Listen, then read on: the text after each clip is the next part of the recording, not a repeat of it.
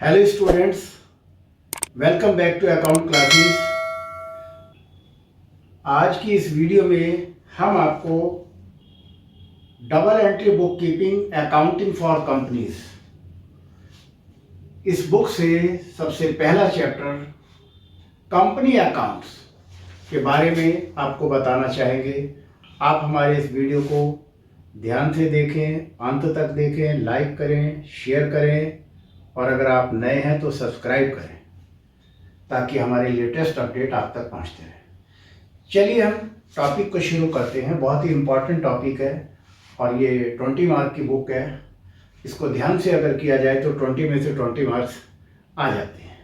तो चलिए, company meaning and definition. Company होती क्या है?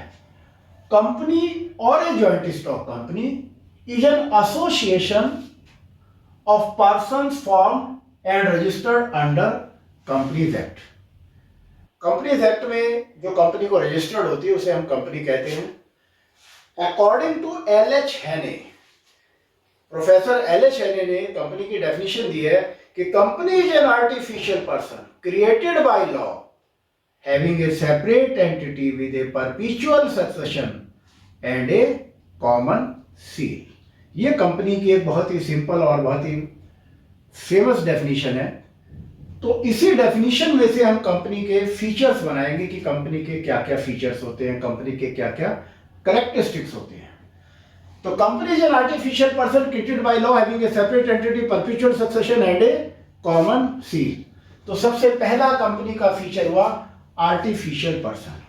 कंपनी का जो वो फॉर्मेशन होता है वो एक आर्टिफिशियल पर्सन के रूप में कंपनी का फॉर्मेशन किया जाता है, यानी कि कंपनी के जो भी डायरेक्टर्स होते हैं ऑन बिहाफ ऑफ कंपनी सभी पेपर्स को वो साइन करते हैं, प्रोसीड करते हैं, सारी कार्रवाई करते हैं। दूसरा, क्रिएटेड बाय लॉ। कंपनी का जो फॉर्मेशन है वो as per companies act formation किया जाता है। लेटेस्ट में कंपनीज एक्ट 2013 कंपनी पर उसके रूल्स एंड रेगुलेशन लागू होते हैं। Separate entity. Separate entity means ownership and business both are separate from each other.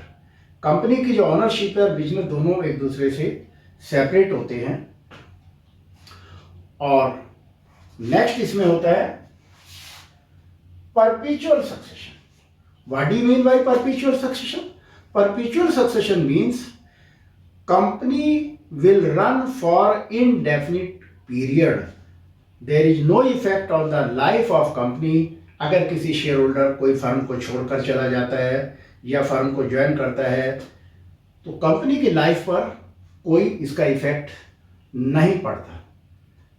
तो एक लॉर्ड टेनिसन ने एक पोएम बोली थी, लिखी थी कविता उन्होंने कि मैन में कम और मैन में go but the universe will run for indefinite period. उनकी ये पोएम लिखी हुई इस कंपनी पर हमारी लागू होती है। और हम दूसरे शब्दों में ये भी कह सकते हैं मेंबर्स में कम और मेंबर्स में go but the company will run for indefinite period. Company indefinite period तक चलती रहती है। Common seal. What do you mean by common seal? All the legal document must be signed along with the common seal of the company. Company के जो भी legal papers होते हैं वो कंपनी की मोहर के साथ कंपनी के डायरेक्टर्स के उस पर साइन होंगे, तभी वो वैलिड डॉक्यूमेंट माने जाते हैं। देन आता है लिमिटेड लायबिलिटी। हमने पार्टनरशिप और सोल प्रोप्राइटर में पढ़ा है कि in partnership and sole proprietorship there is unlimited liability. Private assets of partners may be utilized to pay the firm's debt. But so far as company is concerned, there is limited liability. It means shareholders are liable up to the extent of amount invested in the company. एक share holder ने company में कितना पैसा invest किया है केवल उसी amount तक वो लायबल होता है। नेक्स्ट है no restriction on transfer of share in public company. Company दो तरह की होती है, बल्कि 3 तरह की होती है, 1% कंपनी, प्राइवेट कंपनी और पब्लिक कंपनी। यहाँ हम बात कर रहे हैं public company. There is no restriction of share in public company. Public company के शेयर्स के ट्रांसफर पर कोई रेस्ट्रिक्शन नहीं होती, क्योंकि पब्लिक कंपनी ही अपने शेयर्स को मार्केट में इशू करती है। बट प्राइवेट कंपनी में there is restriction. Private company में कोई भी शेयर ट्रांसफर नहीं होता, वो केवल अपने ही मेंबर्स को शेयर देते हैं।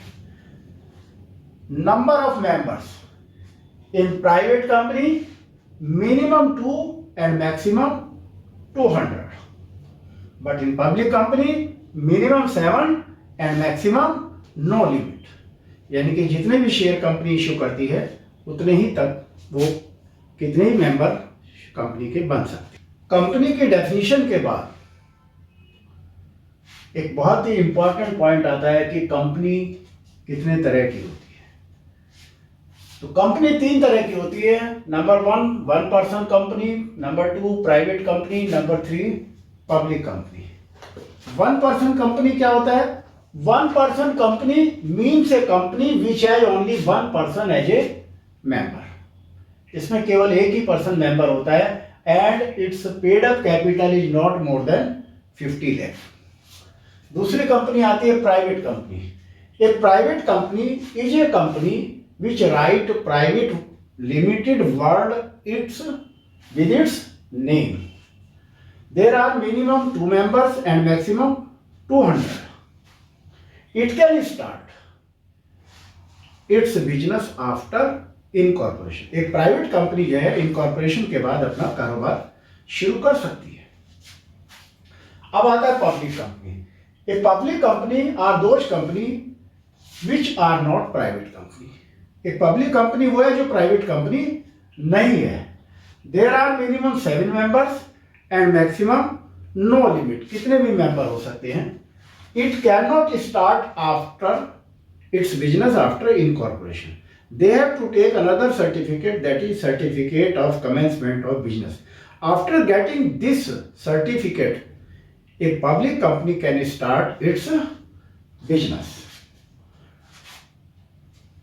It can start its business. It can raise capital by issue of share in the public for subscription. Public company अपने शेयर्स को प्रोस्पेक्टस के द्वारा पब्लिक में इशू करती है सब्सक्रिप्शन के लिए, और there is no restriction on transfer of share in public company. ये थोड़ा संक्षेप में मैंने आपको कंपनी के बारे में बताया।